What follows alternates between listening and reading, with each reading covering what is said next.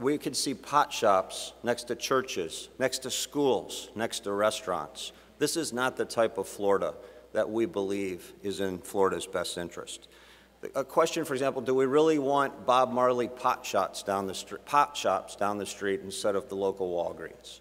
That's literally choices that we have in front of us. This proposed initiative, this proposed constitutional amendment, is riddled with loopholes. And as Floridians, we should be very concerned about these loopholes. And I'm going to drill down just a little deeper into several of those loopholes. The first is this amendment creates a pot for any purpose scenario where a recommendation, mind you, a recommendation, not even a doctor's prescription, just a recommendation could be used to treat fatigue, neck or back pain, and sleepless nights. Those are far from debilitating medical conditions. Yeah, we're so lucky to live in a state that on any given year, 800 to 1,000 new people want to move here. 94 million people want to visit here, and most of them come to Central Florida. And most of them bring their children. You know, what's really at risk here is the future and the safety of our children. We have a family-friendly atmosphere in the state of Florida for the people who live here year-round and the people who visit. That's in jeopardy if you have virtual legalization of marijuana where minors would have access to it without the consent of their parents, and you wouldn't even have to go to a real doctor.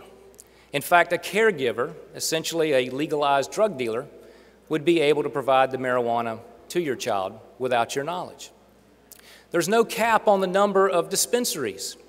So while your child's waiting on you to pick them up from gymnastics or taekwondo, they might be waiting in a strip mall that has a marijuana, a pot shop right next door. And then there's the issue of marijuana edibles.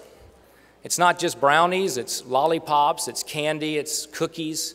It's any number of things that would make you second guess if you pulled up to a red light next to a school bus driver who had a lollipop in her mouth and wonder, is that marijuana that's driving a busload of children around?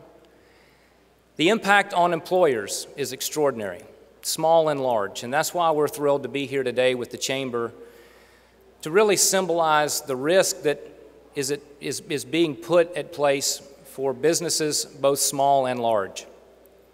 From the family-friendly atmosphere that's in jeopardy on iDrive in a t-shirt shop to the state's largest employers, the burden of liability will be on them.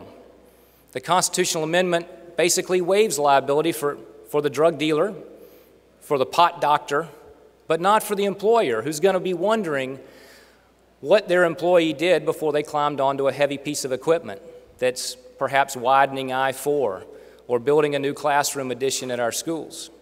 So as an employer, as a father of four, and as an elected official, it scares me to death to think that Florida could potentially legalize marijuana.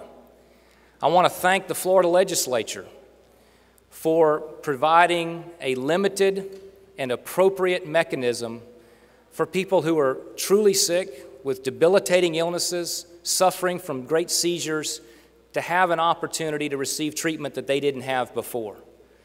But putting legalization of marijuana in our Constitution means that all bets are off, and we've essentially legalized drugs in the state of Florida. We've got too much going for us in Florida to go down that road. We've got too great of a reputation. Too many people want to visit. Too many people want to work here. Too many people want to raise their families here for us to jeopardize our hard-earned reputation by legalizing marijuana.